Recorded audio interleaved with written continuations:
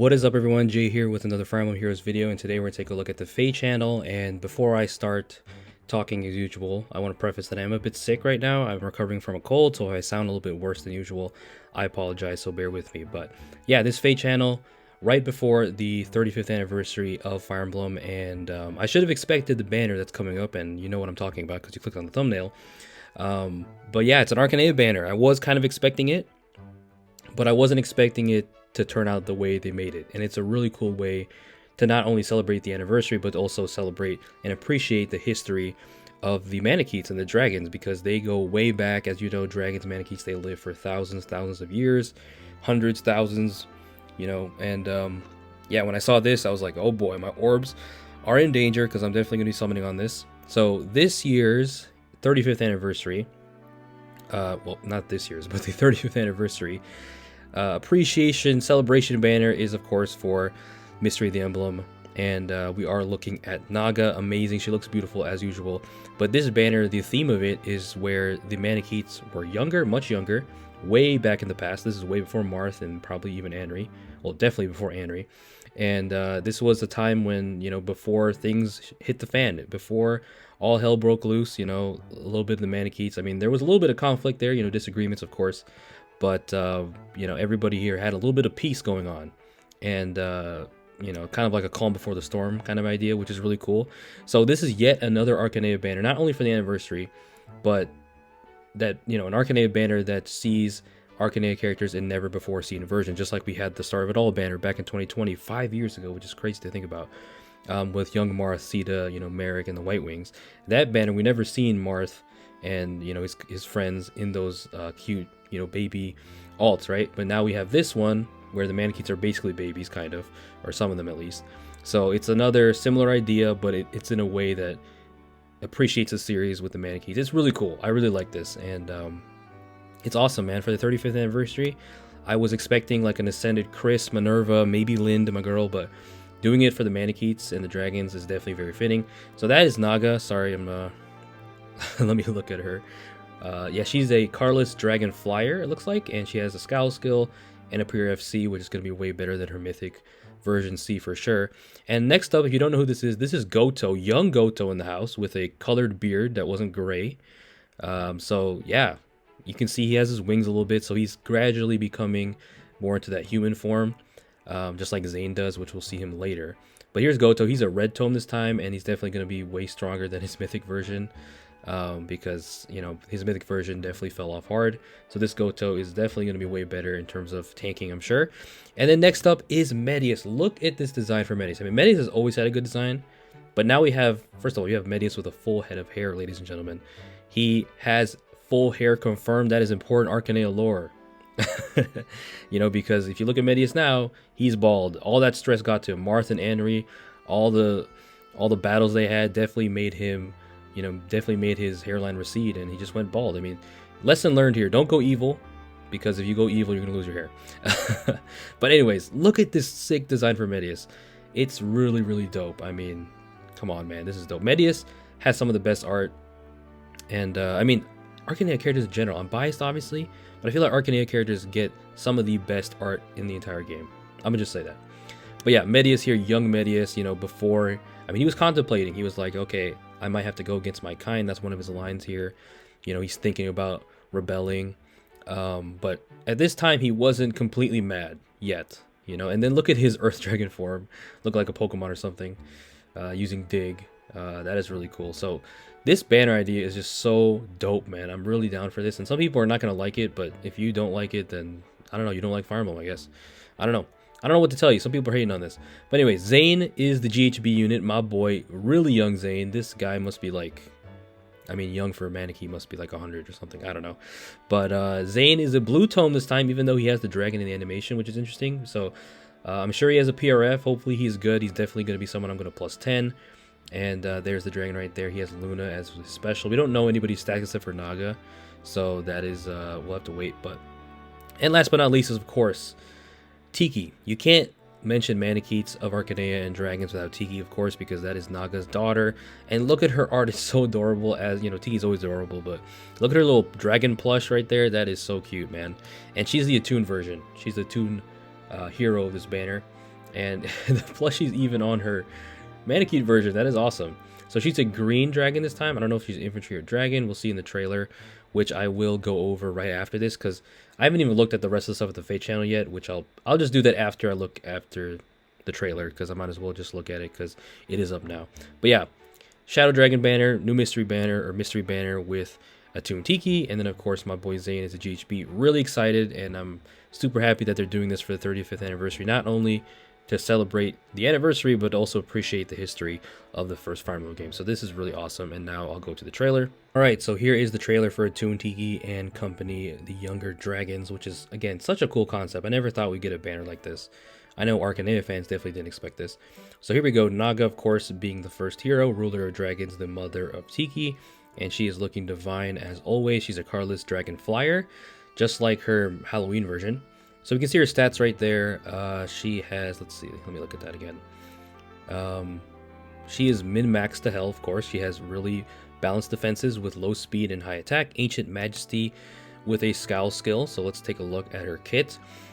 This is going to give her -1 cooldown, effectiveness against dragon foes, of course, which she always has, and adaptive damage. At the start of player phase or enemy phase, if unit is alive, essentially inflicts attack res -7.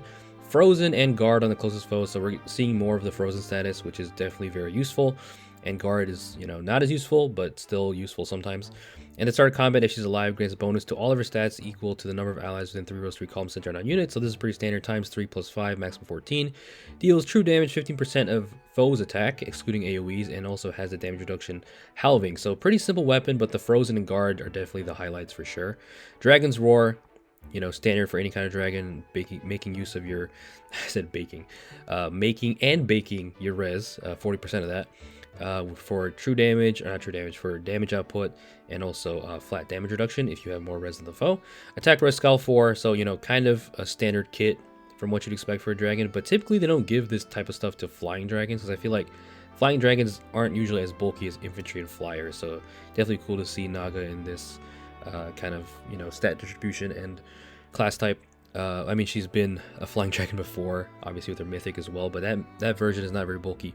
Attack res near trace, so we have a new trace 4 skill, so that's nice with true damage, and of course debuffs and Kanto.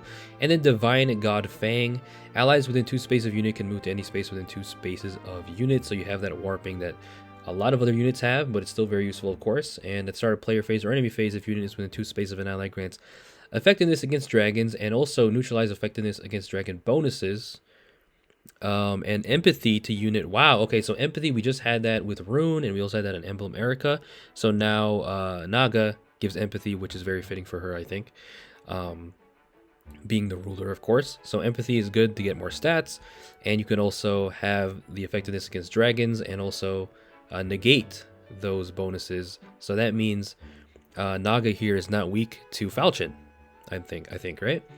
And also can give that to her other dragons. So that's really good, because, you know, that is one way to pierce through all the bulky dragons. And of course, Naga here is going to be very bulky. So that's amazing. And empathy, of course, is great.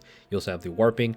And if unit is within 3 spaces of an ally, grants +5 to all the stats, +7 true damage, excluding AoEs, and you also reduce damage from foes attacks by 7. So you have flat damage reduction on that, and also special charge +1.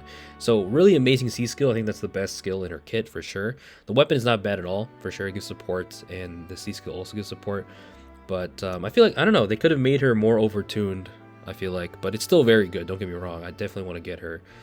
She's going to be really nice to have. So that is Naga's kit. Hinders foe specials and attacks, and she and nearby allies have the power to defeat their dragon foes. That is damn right. So Naga, really cool. It's really nice to see her again, because I think her last alt was the Halloween version, right? Correct me if I'm wrong, but I'm pretty sure that was her last alt. So there's Naga. Alright, so next up is, of course, Gotoh, when he was younger, Apostle of Naga. And he is a red tome infantry this time, compared to his base, which was Carless.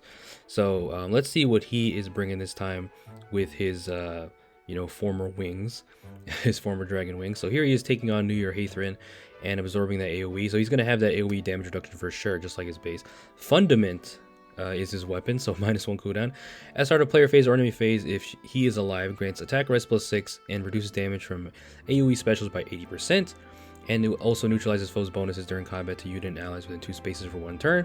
So This is very useful if you are scared of AoEs, and there are a good amount of AoE threats like New Year Hathorn, as you can see right there, or we did see right there. So, you know, similar to his base version, but I don't think Mythic Gotoh gave this to his allies. Did he? I think he did. I don't remember. But either way, this is definitely a fundamental part of Gotoh with that 80% damage reduction. And at the start of combat, if he's alive, inflicts penalty on foes attack res equal 20% of his res start of combat plus 6, deals true damage 20% of his res, and reduces damage from foes attacks by 20% of his res. So just making full use of his res for damage and damage reduction. And also makes a guaranteed follow-up attack because he's going to be slow as hell. And 7 HP healing. Glacies is a special, and Gift of Guidance is his PRFA, which is Mythic also had a PRFA. With a similar kind of, what was it called? Brilliant something? I forget. But yeah, grants attack res or attack res defense plus 10. That's amazing. Just a flat. So this guy is going to be so bulky, man. It's crazy. At start of turn, if he's alive, grants special cooldown count -2 to unit, and grants special cooldown count -1 to allies within 2 spaces of unit. And also, if those allies are magic or staff allies, grants an additional, an additional special cooldown count -1 to those allies. So, basically, staff and magic get -2 cooldown, right? Because he gives -1 to those allies normally, and he gives -2 to himself. So he's like a cracked version of Ophelia, because Ophelia used to do this with her weapon, and you know, with the -1 cooldown depending on magic allies. Was it? Or no. What, that was Pent. What am I talking about? I think that was Pent. So Gotoh can do that, but way better, of course. And at start of combat, he's alive, neutralizes penalties on unit, inflicts special cooldown count -1 on the foe per attack. So he has guard built in. His base had guard 4, I believe. So this is built into his skill. And he also has a damage reduction piercing. So really good support. I mean, the -1 cooldown count is not a special jump. Keep that in mind. It's only at the start of turn, which is still good. So it's like an infantry pulse, you know, like open domain. But it definitely helps, of course, to trigger specials. So he is really supportive with the AoE damage reduction, the buff nullification, the special cooldown counts, and also has, you know, good combat of his own. So Gift of Guidance is really strong for sure for young Gotoh here. And does he come with any other skills? Okay, there it is. Attack res Havoc. We have Havoc now as a B skill. So start a player phase or enemy phase inflicts attack res -7, sabotage, and schism on foes. So schism we haven't seen in a while. That was on the Ruse 4 skills, I think. My memory's foggy. I feel like it was. I don't remember exactly. But schism stops. What did schism stop? I think it stopped triangle attack. If I remember correctly, I could check my game right now, but I don't feel like it. I could be wrong, but they don't explain it right here. But yeah, schism I think stops triangle attack. Was it? I'm gonna check right now, guys. I'm sorry. I don't want to be wrong, but let me read the rest of this. On foes with res less than units res that are within 2 spaces of another foe through their next actions, at start of turn, after start of turn skills trigger on units player phase, if the number of foes with the sabotage effect active on the map are greater than or equal to 2, grants Canto 1 to unit for 1 turn. Okay, so this is really interesting because before the like attack res discord, those were pure like just debuffing the enemy, right? This gives you Canto, and then also inflicts attack res -4 on the foe and deals true damage 20% of units res during combat. So this is appreciated because true damage is very necessary today to pierce through things, and getting more of it is never a bad thing. So attack res Havoc, causing havoc for sure. Let me see if I can find Schism, because that is such a rare effect. And he comes up with Pulse Up Ploy. So Pulse Up Ploy makes sense.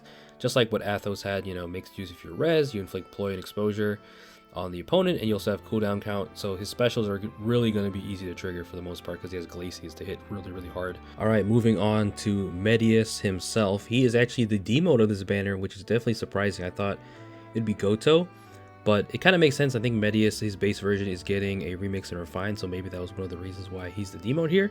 But I'm not complaining because I'm definitely going to try and plus 10 him. He's a blue dragon this time, infantry of course, and his art is amazing. I've already said that earlier. But here he is, and he is going to have a PRF, of course. He doesn't have -1 cooldown, unfortunately. His base version also didn't have that, but it's okay.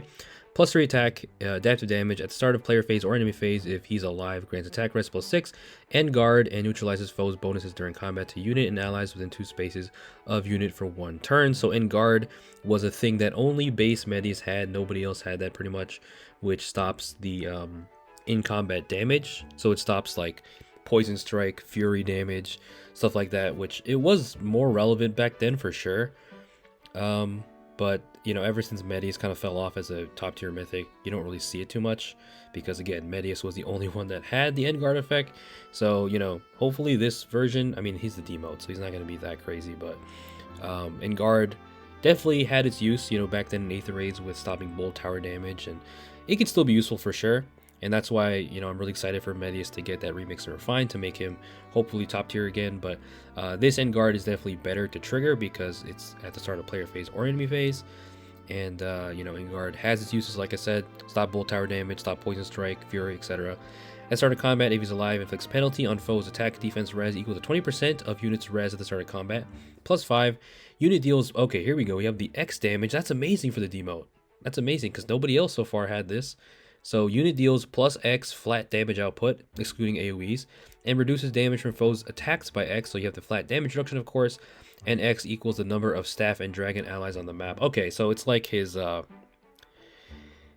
B skill, Assured Rebirth, which gave him more damage reduction if there were more staff and dragon allies, which is a reference to the final map where he, well, I'm not going to say, I'm not going to spoil it, I guess, but staff and dragon allies, that is lore accurate for Medius. So he gets more flat damage reduction, the more staff and dragon allies on the map, excluding unit, times 5 plus 10, maximum 20, so that's a good amount of flat damage reduction.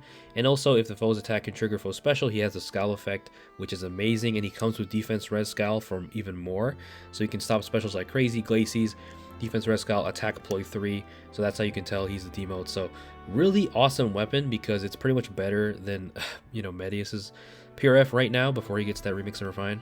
So I really like that they gave him flat damage output, and he's definitely going to be deceptively bulky. And I love his Earth Dragon sprite here. Definitely looking like a Pokemon or something. But yeah, that is awesome. Flat damage reduction, flat damage output. It's going to be a little bit annoying with staff and dragon allies because you are not always going to have those allies on your team, but still, that's awesome to have. And, you know, you can give him premium skills. He's infantry, so he gets access to those. And then here is, last but not least, Attuned Tiki in her Adore wearing, look at that plush, man, that is so cute. She's a green dragon infantry. Okay, maybe I was thinking at first maybe she was an armor, but she's an infantry this time. Ancient Voice, giving her effectiveness against every dragon, and of course adaptive damage just like her mama. At the start of turn, if unit is within 2 spaces of an ally, grants speed defense plus 6, bulwark, and also neutralizes penalties to unit and allies within 2 spaces for 1 turn. Bulwark is really nice to protect your backline and just protect your team and not let people pass as easily, so that's amazing. And if unit is within 3 spaces of an ally, calculates damage. Oh, here we go. Here we go, ladies and gentlemen. Calculates damage using 150% of unit's defense instead of the value of unit's attack. So that means Tiki here is probably going to have a low attack stat to balance this out, because dealing damage 150% of your defense is a crazy damage output. We've seen this before on Attuned Tamara with, you know, Sandstorm dealing 150% of her defense, just like Tiki here, instead of the value of your attack. So this is going to make Tiki insane. And right now, Tamara, you know, Tamara's not right now, but it's been going up. Tamara stocks have been going up against all the crazy nukes and not nukes, tanks with that damage output using 150% of your defense.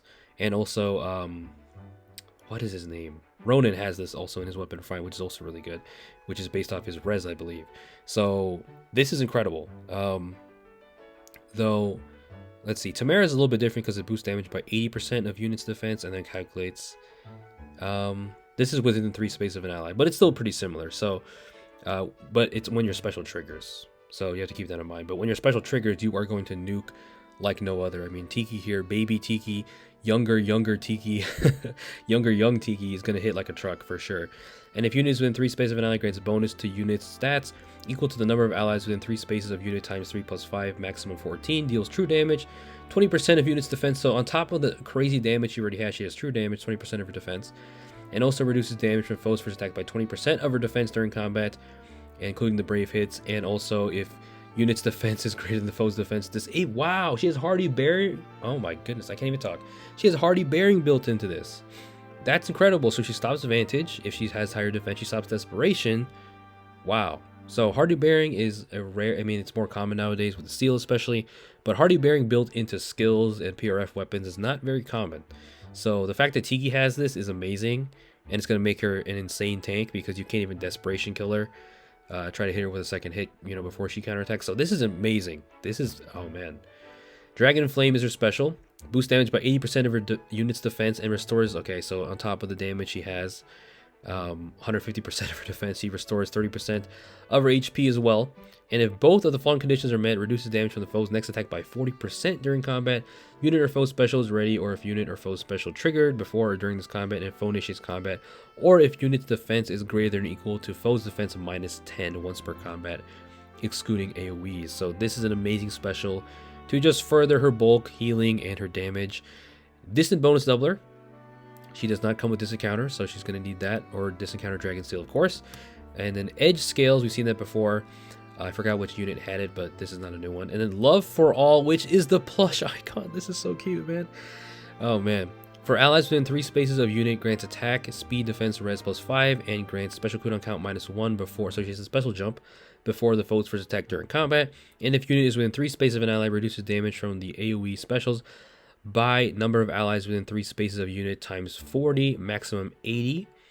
I think this is similar to her Ascended version. Her Ascended version had altogether, or some kind of skill like that, which also had damage reduction. So I think that's reminiscent of that, if I remember correctly. So she has AoE damage reduction.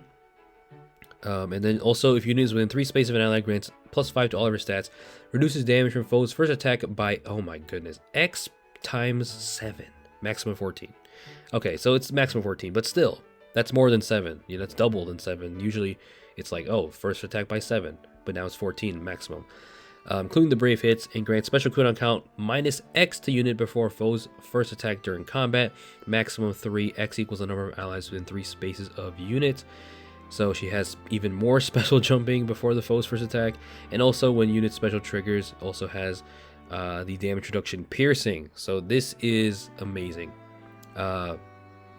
because it gives her even more bulk, which she's going to be crazy bulky. She's going to hit like a truck, and now she's going to hit like 2 semi-trucks, and she also has damage reduction piercing. So Tiki here is going to be insane. I think she's going to be one of the best Omni tanks, and definitely one of the best just infantry units in general. I mean, you know, she also gives support to her allies. I mean, this last part is only for herself, I think, right? But the first part, you know, she gives special jump to her allies, right? She gives them stats, and she has damage reduction up the wazoo. So Tiki is going to be amazing. Actually, I'm tempted to +10 her. I'm probably not going to on this banner, but I'd like to get merges for her. But greenstones are a pain, so we'll see how that goes, because I want a +10 Medius as well. But her X skill, her Attuned skill, is a Scowl skill. So this is going to be amazing for all kinds of dragons, you know.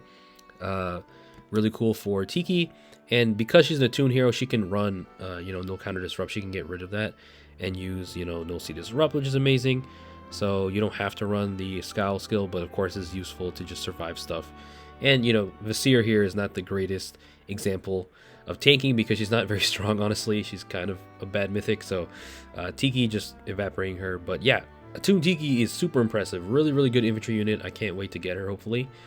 And here she is against Brave Bernadetta, who, you know, hits hard, but is not going to do anything to Tiki here. She's going to eat it up and then retaliate with a powerful Dragon Flame. So Attuned Tiki, definitely really amazing. I mean, she's going to have trouble against a lot of red threats for sure, but she has the things to take them on. So, you know, she's pretty much the star of the banner, and that is the ARCHANEA, you know, 35th anniversary, celebrating the dragons. A really awesome banner idea, because it's just awesome, man. We had the, you know, we had the child banner 30 years ago, 5 years ago for the 30th anniversary, and now we have this one 5 years later. Really, really tasteful and awesome. I'm really happy they made this banner. Back to the FEH channel. Here we have the the mannequins for a group photo of sorts, and they're having a new kind of website paired with the pass, which is a thing where you can have characters interact with other characters from Asker, which is cute. Something you can do on the site, which I think is live right now. So that's kind of cute. Definitely something you could try. But yeah, let's look at the rest of the stuff that they're going to give us, which is going to be a lot of freebie stuff, of course, for any kind of anniversary special celebratory event. As you might expect, you know, freebies, tickets, double XP, orb packs, whatnot. So this is solid, but there's no orbs. I'm like, where are my orbs at, man? 70 trade fruits, not bad. 700 divine codes, 700 grails, that's always appreciated, and 16 tickets. Definitely not too shabby, but where are the orbs, man? 35th anniversary, you can't even give us 35 orbs? Come on, Intelligent Systems. I mean, I guess I can't complain too much. It gave me a very awesome banner that I'm grateful for. But damn it, man. They are always so stingy with not only the orbs, but Divine Dew, man. There needs to be more Divine Dew. Like, there needs to be more ways to get it. More ways. I mean, they just need to give us more of it. But anyways, celebratory and reward maps. You know, you get tickets and orbs from that, which is cool. You just play them. They're really easy. And then, of course, daily summoning event revivals, as they always like to throw these back at us. These are some of the old weekly revivals, I think. So nice free summons, or summons if you want to merge someone up. And then guaranteed legendary hero summon. Okay, here we go. Now we're talking.